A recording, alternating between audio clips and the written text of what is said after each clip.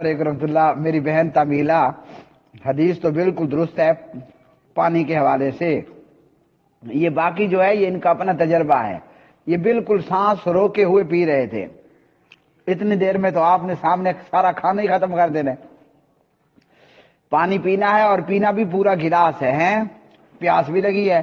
اب اگر ان کی طرح ایک مرتبہ میں اتنا وقت لگے گا اور اس کے بعد یعنی سانس بالکل روک کر بیٹھے ہوئے تھے.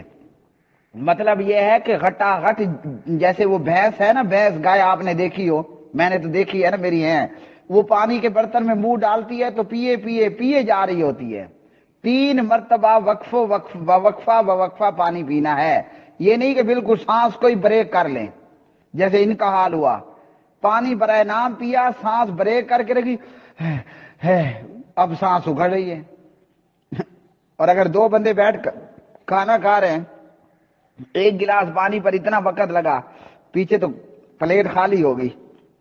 تو یہ ان کا اپنا تجربہ ہے. باقی موٹاپا بعض لوگوں کو قدرتی طور پر بھی ہو جاتا ہے، بعض گیس اور تبخیر اور پتہ نہیں بہت ساری وجوہات کی وجہ سے موٹاپا چڑھ جاتا ہے. بعض دفعہ بندہ بیٹھتا اتنی دیر ہے کہ اس کو ویسے ہی موٹاپا ہونا شروع ہو جاتا ہے. اب کئی سالوں سے میں زیادہ تر بیٹھے ہی رہتا ہوں.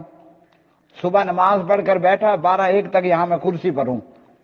اب میرا پیٹ بڑا ہونا شروع ہو گیا. اب بھلے میں پانی جتنی مرتبہ ان کی طرح پریکٹس کروں، پیٹ نے بڑا ہونا ہے. کیوں؟ میں صبح سے شام تک بیٹھا ہی بیٹھا ہوں.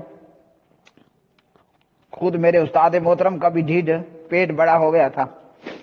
تو بہرحال یہ تکلف ہے ویسے ہی.